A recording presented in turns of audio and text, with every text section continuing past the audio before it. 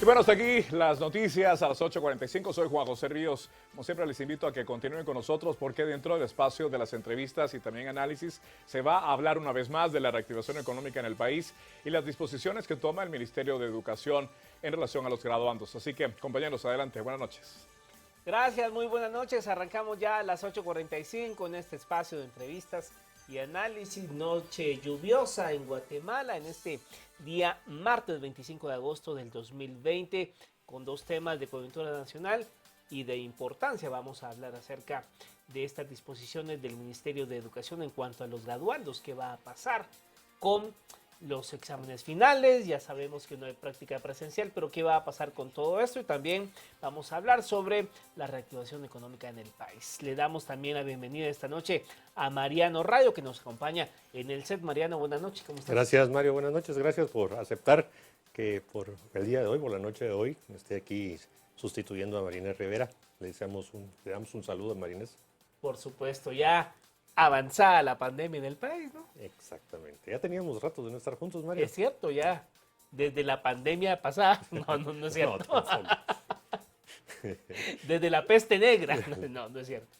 Bueno, vamos a hablar de esta pandemia, porque el COVID-19, vaya, que ha afectado todos los sectores del país, pero uno en especial, el tema de la educación, porque ha sido un año bastante atropellado, un año totalmente atípico para los miles de estudiantes en Guatemala, tanto del sector público como privado. La cartera de Educación publicó el acuerdo gubernativo 114-2020, el cual establece que se suspende la evaluación sumativa general que practica dicha cartera a los estudiantes que concluyan el diversificado. La norma, como parte de las disposiciones presidenciales para prevenir el COVID-19, indica que debido al estado de calamidad pública, las clases presenciales de los niveles de preprimaria hasta el ciclo diversificado fueron suspendidas. Pero, ¿qué significa esta disposición? Para eso nos enlazamos a esta hora de la noche con el viceministro técnico de Educación, Héctor Antonio Cermeño, y más adelante vamos a platicar con la exministra de Educación, la ingeniera María del Carmen Aceña. Pero le damos la bienvenida al viceministro técnico de Educación, Héctor Antonio Cermeño, para iniciar con la entrevista. Buenas noches. Muy buenas noches, para servirles. Y Mariano arranca con la... Gracias, viceministro, buenas noches. Cuando han publicado este acuerdo ministerial 114 de 2020, han utilizado el lenguaje técnico correcto, pero es necesario que todos entendamos a qué se refieren con evaluación sumativa general que es suspendida para este ciclo escolar. Muy bien, buenas noches. Es un acuerdo gubernativo el que se emitió, dadas las condiciones en las que nos encontramos, y específicamente, para hacer resumidamente la situación, esta es la evaluación de graduandos que consuetudinariamente el Ministerio de Educación viene aplicando desde hace muchos años a todos los graduandos de las distintas carreras que se atienden tanto en el sector público como en el sector privado.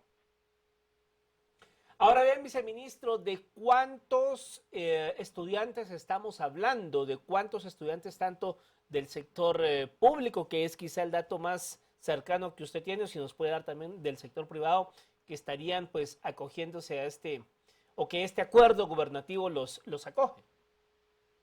Sí, en total son más de 168,000 graduandos en el país. De ellos son alrededor de 33,000 los que corresponden al sector público.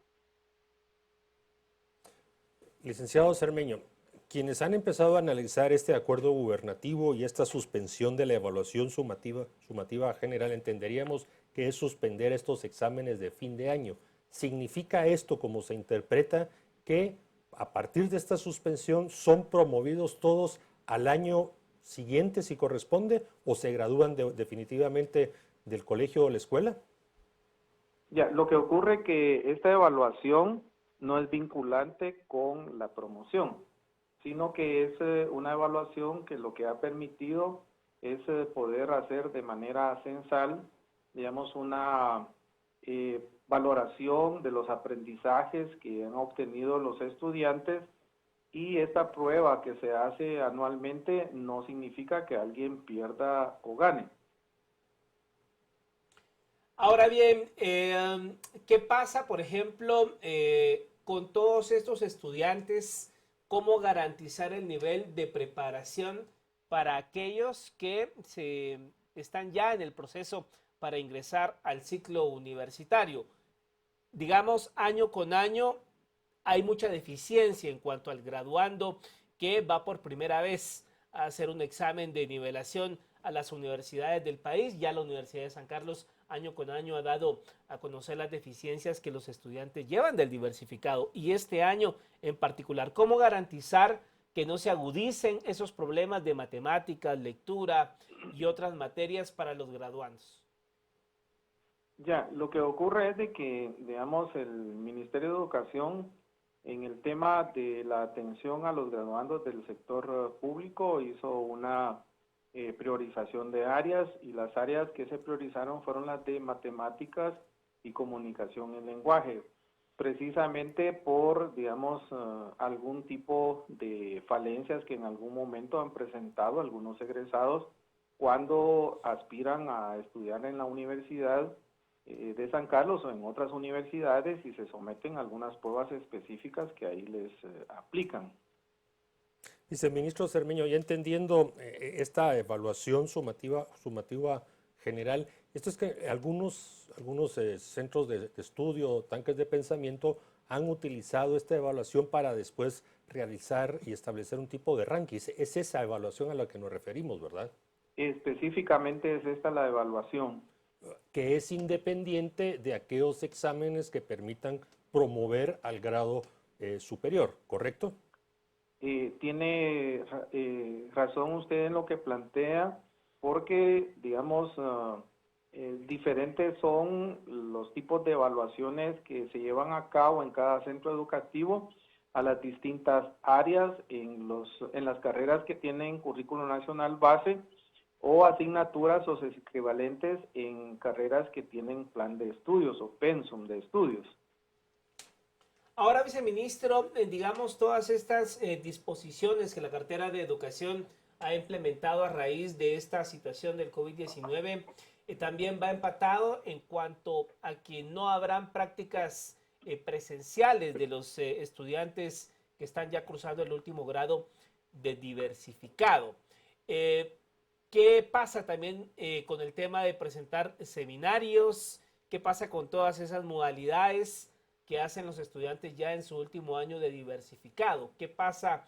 ¿Se hará otra, digamos, algo equivalente o esto también queda suspendido? Muy interesante la pregunta, y con relación a ello, el Ministerio de Educación emitió un acuerdo ministerial, es el 1622-2020, y en este se hace una sustitución de la práctica que regularmente se hacía en centros de trabajo de algunas empresas, organizaciones, inclusive en centros educativos, en prácticas docentes, por otro tipo de actividades que permiten a los estudiantes, dentro de su orientación o especialidad por carrera, el poder hacer laboratorios, el poder hacer un proyecto, y en el caso de seminario, tomando en cuenta el tema que había sido autorizado de nutrición, un estudio de caso que le ha permitido a los estudiantes del último año poder hacer un trabajo de investigación sin poder salir de casa, siempre pensando en resguardar la seguridad y la salud de los estudiantes. Viceministro Cermeño, y habiendo comprendido ya el alcance y el contenido de este acuerdo gubernativo 114-2020, ¿se mantiene siempre por el momento la duda en cuanto a el plazo del ciclo escolar? Hace un par de semanas entrevistamos a la ministra aquí en Canal Antigua y nos dijo que estaban próximos a tomar una decisión. ¿Han tomado esa decisión ya?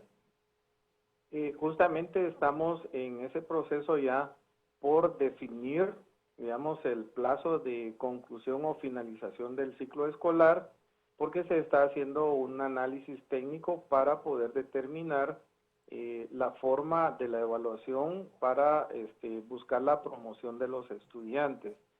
Y eso se hará a través de ciertos instrumentos técnicos de evaluación. Los docentes tendrán que preparar informes del avance que los estudiantes han tenido, y aquí se toma en consideración dos etapas importantes. La primera es del 8 de enero al 13 de marzo, que sí hubo clases presenciales y ahí hubo alguna acumulación de trabajo realizado por los estudiantes y notas obtenidas. Y la otra etapa corresponde ya a la manera no presencial o a distancia, que ha estado siendo atendida por el Ministerio de Educación a los centros educativos públicos por medio de la estrategia de Aprendo en Casa, con transmisiones de a sesiones de aprendizaje en televisión, por radio, y también con la distribución de guías de autoaprendizaje y lineamientos que se llevan a los estudiantes cada vez que se hace la entrega de la alimentación escolar.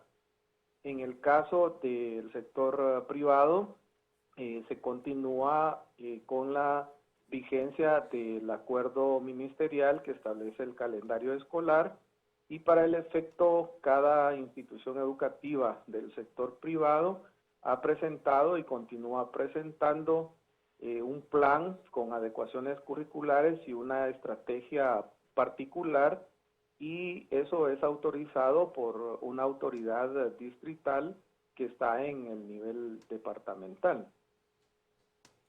Para ir finalizando ya, viceministro, de cara al ciclo escolar 2021, ya algunos colegios están en el proceso de inscripciones y algunos pues están ya ofreciendo la modalidad de hacerlo desde casa, vía internet. ¿Cómo va sopesando la cartera de educación la modalidad que va a utilizar a partir de enero 2021 o febrero, que más o menos arranca normalmente el ciclo lectivo en el sector público? ¿Han evaluado ya el tema? ¿Se ha puesto esto sobre la mesa?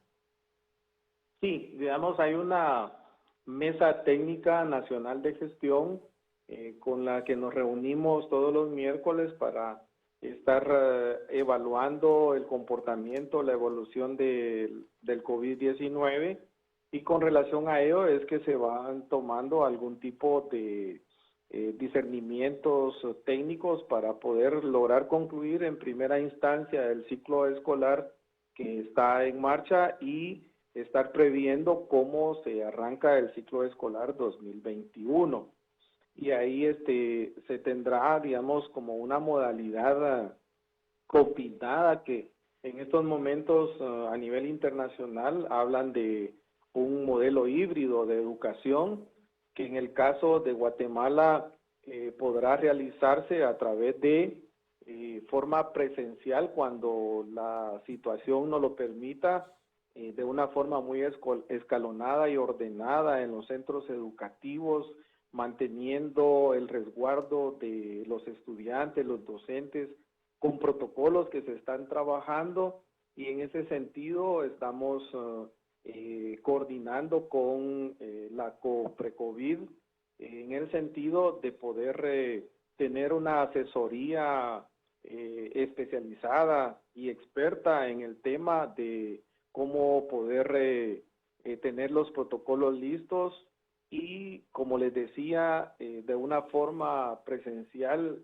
por grupos a los estudiantes, y combinando esto con trabajo que realizan los estudiantes en casa con materiales que se siguen produciendo, tomando como base las adecuaciones curriculares que se han venido trabajando desde que comenzamos con el reto de dar continuidad a los estudiantes con materiales que no teníamos nosotros previstos, pero la situación nos ha dado la oportunidad también para poder crear otro tipo de formas de entrega educativa. Bueno, muchas gracias, viceministro de Educación Héctor Antonio Cermeño, por habernos atendido esta noche. Gracias. Para servirles, feliz noche. Gracias. Nos enlazamos ahora con la ex ministra de Educación en el gobierno del presidente Óscar Berchel, la ingeniera María del Carmen Aceña, para también conocer su punto de vista de estas disposiciones. Muy buenas noches, bienvenida. Muy buenas noches, Mario, muy buenas noches, Mariano. Realmente siempre es un placer hablar de educación, así que estamos a las órdenes. Tuve la oportunidad de escuchar al licenciado Cermeño y pues sí, es una situación bastante complicada la que estamos viviendo en Guatemala. Sin embargo, creo que es una gran oportunidad para que en Guatemala hagamos una verdadera reforma educativa. Él hablaba de un proceso híbrido para el próximo año. Eso significa que debiéramos de estar trabajando desde ya todo un sistema de educación virtual que no hemos desarrollado en Guatemala, a pesar de que se dejó planificado hace más de 10 años y nosotros lo vemos como una gran oportunidad, pero hay que empezar a trabajar ya en ese modelo porque se pensaba que se iban a abrir las escuelas a partir de junio, después se habló de septiembre, ahora no estamos definidos con el ciclo escolar.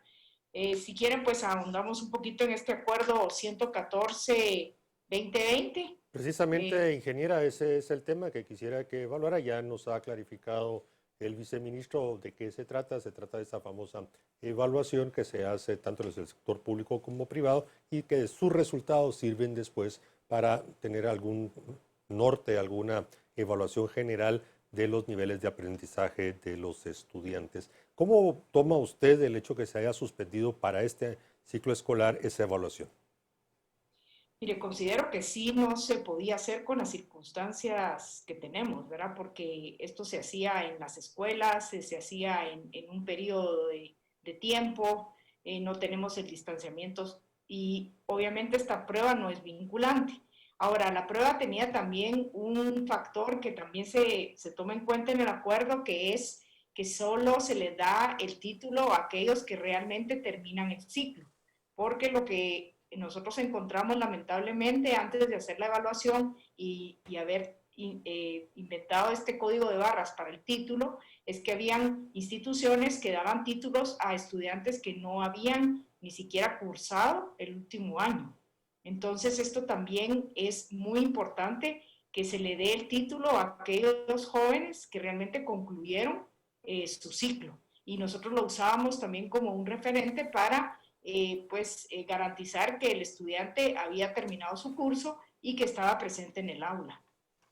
Ahora bien, ingeniera María del Carmen, ¿cuál cree usted que es el impacto o cómo pudiese usted calificar el impacto que va a tener esta situación de la pandemia en los estudiantes en Guatemala? Principalmente el tema que hoy nos aborda, los graduandos. Ya pues hacíamos referencia que es pues de todos sabidos que hay serias deficiencias, sobre todo en materias como matemática, temas como lectura, lenguaje, de los jóvenes que ingresan a la universidad. ¿Cómo ve usted el impacto que tendrá esto en la generación 2020?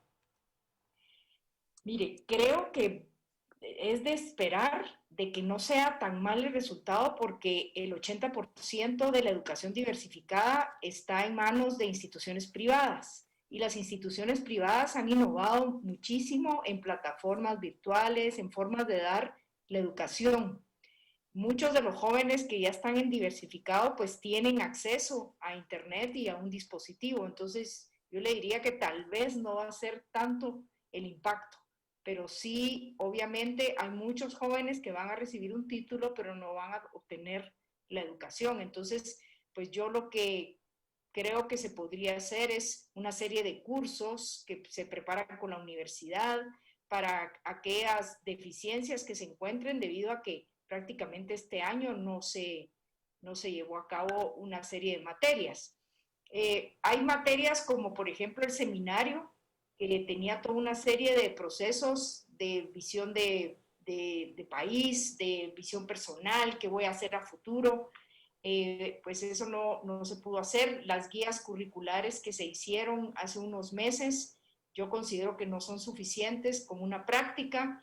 Realmente la gente aprende a trabajar cuando está en el lugar de trabajo y las prácticas hacían esa parte, pero no podemos pronosticar que va a ser tan malo, porque muchas de las instituciones privadas sí han innovado, tienen plataformas y de hecho yo creo que el Ministerio de Educación ahí tiene un gran número de oportunidades de poder aprender de ellas, de poderse reunir y empezar a crear ese modelo híbrido que hablaba el licenciado Cermeño. Ingeniera, este tema de cómo van a salir los graduandos y sus capacidades, pues es un tema de discusión. A su criterio, ¿qué sugerencias se le podrían hacer a las distintas universidades del país? Porque, bueno, muchos de los estudiantes van a buscar, van a tratar de ingresar a las universidades, pero ha sido un año muy atípico. Deberían de preparar cursos durante las vacaciones o utilizar el primer trimestre. A su criterio, ¿qué sería lo mejor para tratar de equiparar para ese primer año de ingreso? Sí, es un buen tema porque las universidades también hacen examen de admisión, ¿verdad? Ahora, si digamos el desafío es general, ellos tendrán que innovar con propedéuticos, por ejemplo, cursos de matemáticas, de lenguaje, de comunicación. Eh, Ellos tienen las plataformas, especialmente las universidades privadas. La Universidad de San Carlos, pues desconozco si todas las carreras tienen educación virtual o educación vía Zoom o no sé. Podríamos pensar en hacer unos cursos para poderlos, digamos, en un momento nivelar. De hecho, ya muchas universidades lo tenían, porque cuando uno ve pues el resultado de la prueba, el promedio en matemáticas es menos de 20 de logro, ¿verdad? Y pues en lenguaje tampoco es muy alto. Entonces sí hay una deficiencia y por eso yo regreso a la importancia de en este momento realmente hacer esta reforma educativa, de centrarnos en el aprendizaje, de hacer cambios radicales, de usar la tecnología porque ahí está para quedarse, trabajar con las universidades y algo muy importante, Mariano, es que el Ministerio de Educación tenía un programa de formación de maestros y creo que esta es la oportunidad para darle vuelta radicalmente a la formación de maestros, especialmente los maestros de educación secundaria, porque lo que estamos viendo es que el próximo ciclo escolar también va a ser un ciclo escolar raro, atípico, y si no estamos preparados, vamos a seguir sacando promociones de estudiantes que no van a tener la preparación o que no tenemos la certeza de que tuvieron el aprendizaje. Entonces, se tendrán que hacer las pruebas de manera virtual, se tendrá que pues tener una identificación única. Usemos la tecnología, pero no dejemos que nos venza la pandemia y imagínense, se perdió todo el año escolar. La pregunta es, ¿el año entrante vamos a estar en las aulas? ¿Vamos a innovar? ¿Vamos a trabajar con las universidades para que los estudiantes tengan mejores resultados? Y lo más importante es que los jóvenes aprendan. El aprendizaje es lo más importante y a mi criterio, pues el sector público no tiene las mismas capacidades que el sector privado y pues van a haber muchas deficiencias, especialmente en el ciclo básico, porque también aquí estamos hablando del diversificado. Estamos hablando del nivel básico, de tercer año de básico, ya para buscar un diversificado que también, si van a estar preparados los jóvenes, ahí sí la mitad de la población viene del sector público, donde sabemos que no hay educación virtual.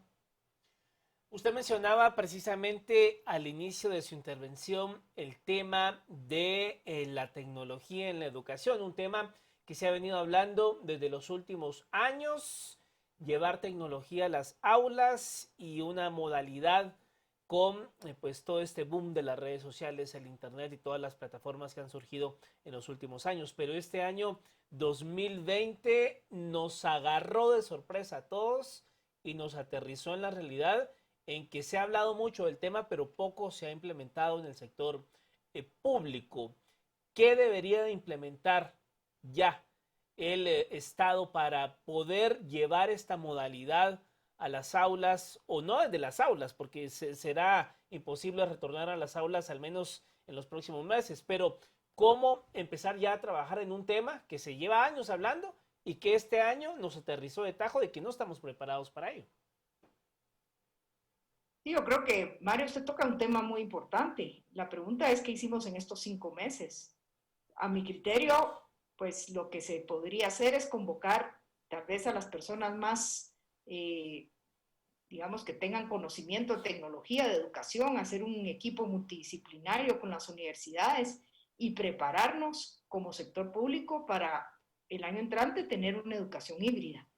Yo sí creo que es importante que los niños y los jóvenes vayan a las escuelas, que socialicen, pero obviamente pues también tenemos que preparar la infraestructura, que haya la higiene, que tengan los baños suficientes. Entonces sí necesitamos unas fuerzas de tarea bastante grandes. Yo no lo veo complicado, pero sí la velocidad debe ser rápida. Nosotros no podemos esperar a ver qué pasa con la pandemia. Ya sabemos que ahí está y vino para quedarse y la tecnología está ahí para usarse.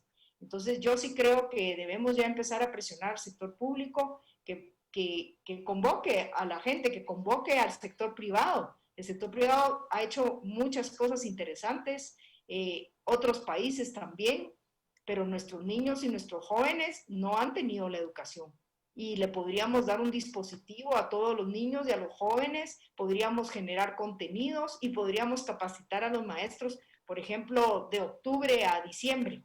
Una capacitación virtual, se le da un dispositivo, se busca cómo se le financian los datos a los maestros, se prepara a los maestros en estos 3 meses, se cambia el ciclo escolar, se cambia el concepto de que es de enero a octubre, y se empieza a hacer un currículo mucho más dinámico, con aprendizajes, con habilidades que el mundo laboral está necesitando. Ahí están las redes, está Internet, está Google, la biblioteca más grande del mundo. Yo le diría, el conocimiento se está duplicando cada 3 meses y no podemos seguir con un sistema donde el maestro se para enfrente del alumno, le dicta la lección y el niño prácticamente lo que hace es aprenderse la lección de memoria. Entonces, ahorita innovemos, de verdad. Yo motivo al equipo del Ministerio de Educación, es gente que sabe de educación, que haga un equipo, que nosotros vamos a hacer una propuesta de cómo hacer educación virtual, porque vemos que ya pasaron los meses, ya se acabó el ciclo escolar y no hemos visto aún innovación. Hay unas plataformas, pero tenemos que crear el sistema. Cuando nosotros estuvimos en el Ministerio de Educación, pudimos dar 60,000 computadoras a los maestros. Y eso que una computadora valía tal vez 3 o 4 veces más que ahora. Hoy el ministerio, de hecho, se le puede dar, al final de año tiene un bono el maestro, se le puede dar parte del bono en una computadora y a los niños se les puede dar dispositivos como por ejemplo lo hizo el Perú. Y los contenidos se pueden desarrollar, se pueden usar de miles de programas que hay en las redes. Lo importante es que se sepa qué es lo que se va a aprender y que los maestros tengan esta creatividad y esta habilidad de poner a los jóvenes a hacer su propio currículum. ¿Cómo le diría yo? Es una dinámica muy diferente a lo que tenemos hoy y no vamos no vamos a hacer lo mismo que hacemos hoy en las aulas a nivel virtual, porque eso no tiene sentido, pero sí podemos innovar. Y yo motivo a que innovemos y que hagamos cambios trascendentales, no hagamos más de lo mismo, pongamos al joven y al niño como centro del aprendizaje e innovemos. Es la oportunidad para Guatemala, de verdad es única esta oportunidad y nos tenemos que lanzar. Bueno, pues muchas gracias a la ingeniera María del Carmen Aceña, exministra de Educación, por haber estado con nosotros esta noche. Gracias. Muchas gracias, Mario y Mariano, y sigamos con más y mejor educación virtual. Gracias, muy buenas noches. Bueno, Mariano, sin lugar a dudas, un reto para el próximo año. El próximo año está prácticamente a la vuelta de la esquina y esto implica una logística y sobre todo voluntad de quererlo hacer, ¿no? Sí, hemos escuchado cosas muy buenas que están preparando en el Ministerio de Educación, aunque otras no tan buenas, cuando vemos y observamos algunos convenios que están realizando con ONGs internacionales u organismos internacionales que, bueno, bastante cuestionables. Pero hay un tema que mencionó la ingeniera Aceña y es el cambio de las fechas del ciclo escolar. Recuerdo haber escuchado aquí en Canal Antigua al presidente de la República, Yamatei, al inicio de su gestión, que hablaba que de una de las cosas que iban a realizar era cambiar las fechas, que no fuera de enero a octubre, claro, sino porque eso tenía una lógica de allá de los años 40, 50 y hoy se podría hacer. Ojalá no pierdan ese tema. Sí, sobre todo porque siempre se había hablado de ese traslape de arrancar enero con todo lo que significaba los gastos de diciembre, arrancar Y enero. no es tanto de gastos, Mario, tiene que ver en algún momento el tema de las cosechas, Claro. cuando éramos todavía mucho más rurales, tenía que ver con el tema de cosechas, con las migraciones internas, en fin. Pero yo creo que sí, no hay que dejar ese tema afuera de cambiar las fechas del ciclo escolar y adaptarlo a la modernidad. Por supuesto. Bueno, 10 de la noche con 3 minutos. Vamos a hacer una pausa y volvemos para hablar acerca de las rutas a seguir para la reactivación económica.